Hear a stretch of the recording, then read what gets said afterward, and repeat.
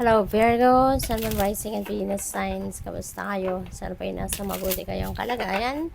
Welcome back po sa Star Tarot. At kung bago kayo rito, welcome din po kayo. Please subscribe, like, share my videos. And leave me a comment po kung nakaresonate kayo. Bumaliktad na siya, excited na. Face your fears. Release the power of fear. Otherwise, kung kayo ay mananatiling nakakulong sa shadow ng takot, you will be stuck where you are. Okay? Kasi kahit napakaganda ng ideya mo, kahit napakaganda ng plano mo, kung matatakot ka na mag-take action towards realization of your ideas and your goals and your plans, wala mangyayari. 'Di ba? Kasi yun ang pipigil sa iyo eh. Yun ang nagho-hold back sa inyo. Kaya ngayon, ang advice sa inyo ng spirit, harapin mo na ang takot mo. Okay?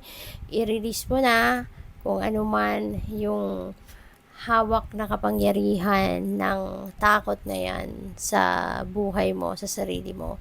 Kasi alalahanin mo din na you are more powerful than your fear. Okay? Kaya buhayin mo yung inner strength mo, buhayin mo yung courage mo, at harapin mo na kung ano man ang mga kinakatakutan mo. Okay? Mas makapangyarihan ka kisa dyan sa iyong takot. Okay? Decision mo ang kailangan dito. Kung magde-decision ka, 'di ba? Na tapusin mo na yung kapangyarihan ng takot na ito sa buhay mo, magagawa mo 'yan. Kaya mo 'yan. All right? So what else? We have Battle of the Blues, take steps toward positive change. Ayan. So ito na. Yung pagharap mo na sa takot na yan, yung paglaban mo sa takot na yan, is already a manifestation of a positive change. Okay? Ito na yung simula no, ng pagbabago sa buhay mo. Once na pinakawalan mo na ang sarili mo from that fear, makikita mo, no, your life is going to start changing. Your life is going to start, no, to flourish. Okay? Kasi malaya ka na. Malaya ka nang gawin ang gusto mo, wala nang kukontra, hindi na ito masasabotahin ng takot, 'di ba? Kaya makikita mo yung progress, no? Progress ng buhay mo, mas magiging mabilis. Okay? So, tingnan natin kung ano pa mga mensahe para sa iyo. We have unleash your passion. Okay? So, sundin mo din kung ano yung, sundin mo kung ano makakapagpasaya sa'yo. Gawin mo kung ano sa tingin mo ang makakapagpasaya sa'yo, whatever it is that's going to feed your soul, whatever it is that will make you happy, follow your bliss. Okay? Yun ang pinakamahalaga. Kaya, nasa ano yan, kung ano yung passion mo, buksan mo, gawin mo, 'di ba? Para matuwa ka. So, speak your truth. Okay? Kailangan mo din na masabi mo, ma-express mo kung ano yung totoong nararamdaman mo, ano yung totoong nasa loob mo, yung gano'n. Napakahalaga na maging honest ka sa sarili mo. Okay? Kasi kung hindi ka honest sa nararamdaman mo, 'di ba? How can you be happy in the first place? Kaya importante na you need to express what really is in your heart, what really is in your mind, 'di ba? What other people needs to know, sabihin mo. Kung anong kailangan nilang malaman from you, then sabihin mo. Okay? Huwag ka nang matakot. We have create silence. Ayan, maybe this is also what you need right now para na makapag-isip-isip ka, makapagnilay-nilay ka, examine yourself, 'di ba? Dissect your feelings and emotions, tignan mo kung ano nangyayari sa kalooban mo, 'di ba? Sa sarili mo. So maybe you need to put yourself into stillness. Okay? Mag-solitude ka. So, what else? We have embrace stillness. Ayan na nga, kakasabi ko lang, di ba? Na you need to put yourself into stillness. So, yun din ang advice sa inyo ng spirit. Embrace stillness para mas marinig mo yung soul mong magsalita. Mas maririnig mo yung intuition mo, no? And, pag nasa stillness ka din, that's really a beautiful time para mas kilalanin mo pa yung sarili mo. Mas mahahanap mo yung sarili mo. 'Di ba? Kasi kung lagi kang busy, lalo-lalo ka na lagi kang busy, Virgo, napaka-workaholic mo, napakasipag mo. So, there is a tendency for you, no, na hindi ka na nakakapagnilay-nilay, no? Hindi mo na ibibigay sa sarili mo yung panahon para man lang na makapag-meditate, 'di ba? Yung mga ganon. Kaya this is a must, no? Put yourself into stillness once and for all para mas makilala mo yung sarili mo, marinig mo yung sarili mo. Okay? So, what else? Surrender fear. See? Paulit-ulit ang mensahe, no? Iba-ibang card deck ito, pero paulit-ulit ang mensahe. Surrender fear. Let go of the fearful stories you are telling yourself. Stay in the moment, focus on solutions, and celebrate every baby step forward. Steps toward positive change. Unti-unti, gawin mo yon. Hindi mo mabibigla ang pagbabago, no? Change is a process. Hindi natin yan magagawa overnight. Hindi natin yan magagawa sa isang flick of a finger.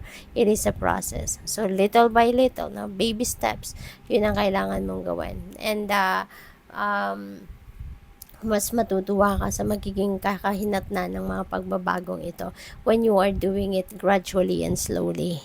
At saka, yun, let go of the fearful stories you're telling yourself. Kasi maybe, in the past, you've been self-sabotaging. You've been thinking negative about yourself na dahil sa takot, diba, na hindi mo kayang gawin ito, hindi mo pwedeng, hindi ka magtatagumpay kasi ganito ka lang, no? Yung mga ganun ba? So, parang, in a way, talagang sinasabotage mo ang sarili mo in the past, but now is the end of it.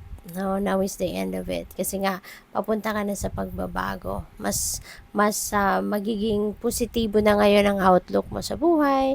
Yung perspective mo is going to totally change, no? So, there's going to be an energy shift happening dito. Papunta ka na sa pagpapaganda at pag-aayos ng sarili mo, ng buhay mo. Kaya, good luck sa'yo. So, what else? We have surrender your attachment to results. Ayan. So, the formula for success is to do all you can to make things happen, then let go of the results. Holding on too tightly to desired outcome can sabotage it. Kasi nga, unang-una, hindi naman natin kontrolado kung ano magiging resulta ng mga ginagawa natin. Hindi ba? Sometimes nakakatsamba tayo na whatever is exactly what we want, no, to be the results, yun ang nangyayari. Pero there are times na hindi ganon. Kaya we should always remember, no, na yung kailangan lang natin gawin is to do whatever we need to do, para na maabot natin ang kung ano yung gusto nating ma-achieve, pero not necessarily na ipagpipilitan natin kung ano yung eksaktong resulta na gusto natin mangyari. 'Di ba? Kasi na yon, ibigay na natin yun kay God. Ibigay na natin yun sa divine universe. It's no longer under our control. Kasi kahit anong pilit natin, 'di ba? Kung hindi yun ang kaloob ng universe na mangyari, talagang hindi mangyayari, 'di ba?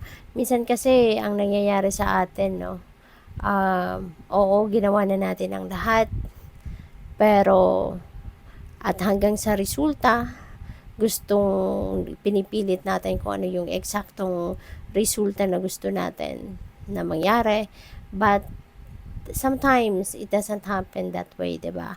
Tapos pilit tayo ng pilit, tapos nakikita natin na mas lalong nako-complicate ang lahat, mas lalong nadidelay, mas lalong dumadami yung problema, mas lalong dumadami yung mga blockages, 'di ba? Pero pilit pa rin tayo ng pilit. Ginagawan pa rin natin ang paraan para ipagpilitan natin kung ano yung resulta na gusto natin. But it should be already a point na ma-recognize na natin na, teka lang, bakit nangyayari ang mga ganito? This could be a sign na hindi ito ang para sa akin, or this could be a sign na kung ano yung pinagpipilitan ko dito is not the right one for me to push, 'di ba? Ng push kasi otherwise kung yun ang if it's what it's meant to be the result, then it would be easy. 'Di ba? Hindi na yung maraming blockages, hindi na yung maraming kumukontra, marami na nag-aaway or kung ano-ano ng problemang lumabas. 'Di ba? It could have been a sign na dapat nating malaman or dapat nating ma-figure out, 'di ba? Pero may mga pagkakataon talagang ipipilit natin ang ipipilit, hindi ba? So, ito 'yon, no? Holding on too tightly to desired outcome can sabotage it. Kaya we should also or we should need no or we need to listen to our intuition at all times, kasi the universe will always give us a signal, no, na tama na, hindi yan ang para sa iyo, it's time to look at a different direction, 'di ba? Or maghintay, be patient, no, at matutong maghintay na kung ano ang verdict ng universe. So good luck po, thank you for watching. Love and light, namaste.